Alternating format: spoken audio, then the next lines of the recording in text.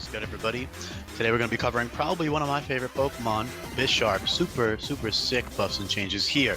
He did lose Defiant, but this hack is not balanced for competitive play. Defiant is a great ability in 66 singles that can punish things like default, but that's not really relevant in-game. There are tons of stat debuffing moves, which is why Defiant on Pawniard is a great ability from levels whenever you catch it until level 32. It's a great ability to have, but past that point, they become less common. They're still good, especially for the player, but the AI won't be using stat debuffing moves nearly as much.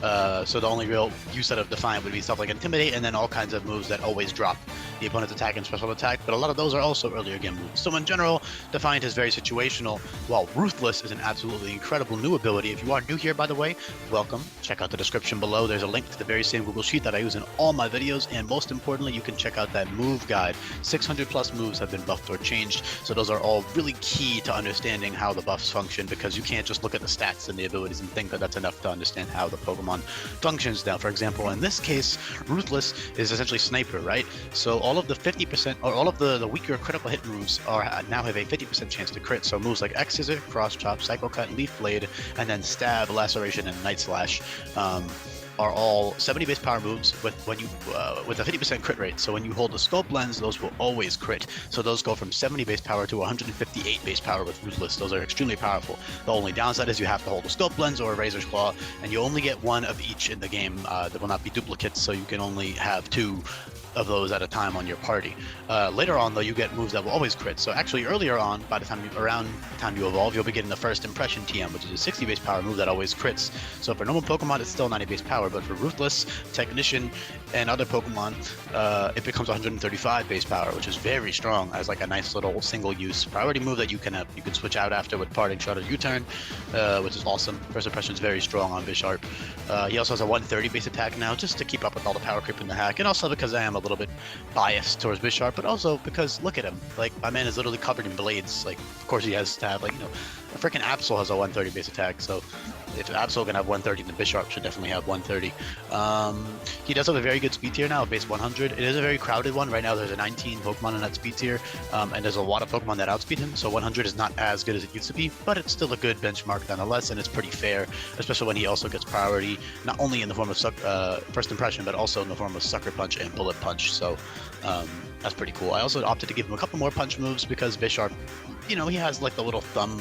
I mean, it's like good enough to learn punch moves. In my opinion, is weird a Pokemon that can learn punch moves. So I figured why not give him T-Punch, Ice Punch, and Power Up Punch. Actually, I remember now. He already learned Power Up Punch in Gen 6 as a TM. So obviously it wasn't a TM in Gen 7. So I went in and gave him the other punches just because he learned Power Up Punch. But anyway, late game, the most incredible options you have for Ruthless. So at level 45, you get Finishing Blow, which is a 53 base, well, it's a 35 base power move that always crits. So with Ruthless, that's 78, I believe, base power. And that gives you +3 attack if you knock the opponent out. That also works great with Moxie, because Moxie plus Finishing Blow equals +4 attack, which is really good. And if you can chip off the opponent, for example, if you weaken them and then you use a switch move to switch into your Bisharp, and then you quickly finish them off, then now you have +4 attack and you can snowball out of control. Sweeping in general is a lot nerfed. Is a lot more difficult to pull off. I'm not speaking English. Setup in general is nerfed, okay? The setup PP is nerfed. Swords Dance only has 1 PP. There's a lot of phasing moves that are now priority that will switch your opponent or switch your Pokemon out instantly. So Bisharp can't just Swords Dance and win the game anymore. But if you get Moxie, the AI is a lot less good at countering Moxie because that's more of an attacking boost, while Taunt and stuff only bypasses stuff like Swords Dance. So yeah, that's really good for Bisharp as well. Moxie's incredible in general for him, which is why, and obviously fits very well. I don't think I need to even explain for half a second why Moxie fits, but Ruthless, the raw power boost from Ruthless is probably worth it, most of the time. Especially later in the game once you get access to Sacred Sword and Wicked Blow. Of course, Ruthless with the crit, Moxie with the crit moves is still good. Like all those 50% crit moves, they just become 105 base power, which is not even that strong considering you're holding a Scope Lens to make them that strong. So you would probably rather run Ruthless for the power in that case, but good for snowballing and good with Sucker Punch or Bullet Punch for Moxie. You also have King Shield, which I thought was very fitting because he's a chess piece guy, because of King Gambit, because he's Steel type and stuff, and I just thought it was pretty cool. Sacred Sword I think it fits very well. I think he's literally called the Sword Pokemon or something. Yeah, Sword Blade Pokemon. So Sacred Sword, very fitting. That's a move that always crits. So that's a 65 base power fighting type move that always crits. That becomes 142? 65 times 2.25. 146, excuse me, 146 base power Sacred Sword, very strong. And then Wicked Blow is an absolute nuke. The only downside is it is only 90% accurate, which is relatively low for this hack standards because accuracy in general is much higher.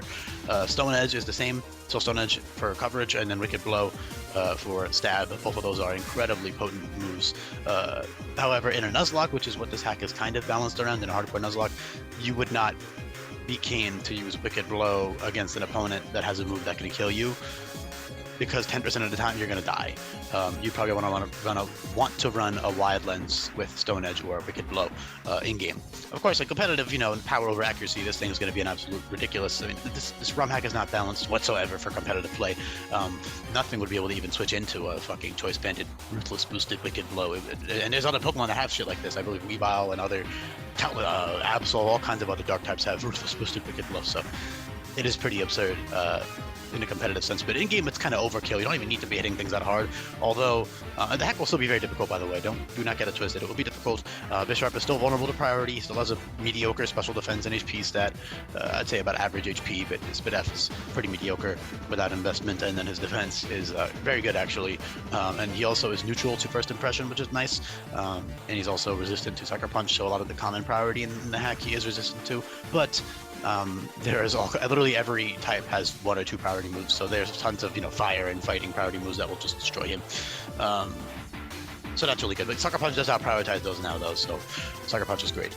Power Trip is great with Moxie as well, so not only is Finish Move low, but Power Trip as well. I also forgot to mention Skull Bash is another move that always crits. Skull Bash essentially gives you, is a 90 base power, but it always crits, and it gives you +1 attack, accuracy, and defense. So you can use Power Herb Skull Bash with Ruthless and get a very strong 200 plus base power move off, essentially a Z move, a normal type Z move, and then you get a boost as well, so it's really strong and fun to use. You also have good utility, you know, for earlier in the game. Pawniard actually has pretty good physical defense, and you have stuff like Scary Face, which drops attack and speed, and Leer, which drops both the defensive stats, and all this other fun stuff that you could take advantage of. Torment, yeah.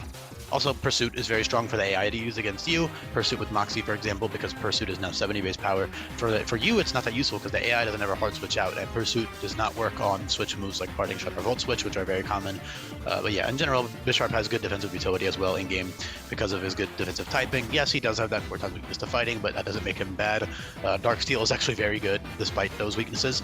It has 3 weaknesses, but then it has all kinds of resistances because it is still part steel, and then you also have psychic and poison immunities, which is really nice. So Bisharp is a just overall great Pokemon, absolute beast. You love to see it.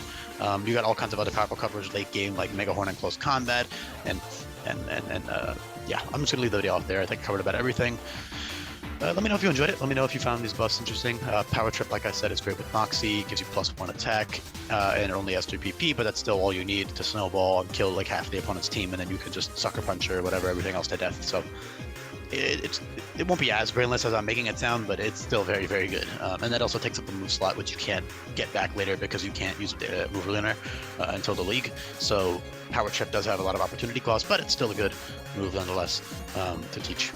Yeah, thank you so much for listening, everybody. Hopefully you enjoyed the Bisharp buffs. I know I did. Bisharp is sick. Pretty simple here, honestly. Like, it's just really strong abilities, really strong moves, and like some much needed speed, and then a little bit of everything else. So yeah, peace, everybody.